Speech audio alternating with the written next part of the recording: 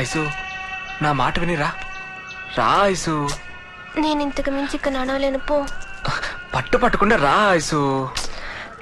నడవలేనంటున్నానుగా, చెయ్యొదలు మురళి, నేను నడవలేను. అలా అంటే ఎలా? శ్రమ అనుకోకుండా రా. రోడ్లో ఏంట్రా బతులు ఆడుకుంటున్నారు, రండి. సాయంత్రంలోగా ఇల్లు వెతకొద్దా. రా వెళ్దాం. ఏంటి నీ ఫ్రెండ్ పిచ్చిగా అలా మాట్లాడతాడు? ఆ మొహం చూడు. కోపం తెచ్చుకోకు, మన కోసమే కదా వాడు తిరుగుతోంది.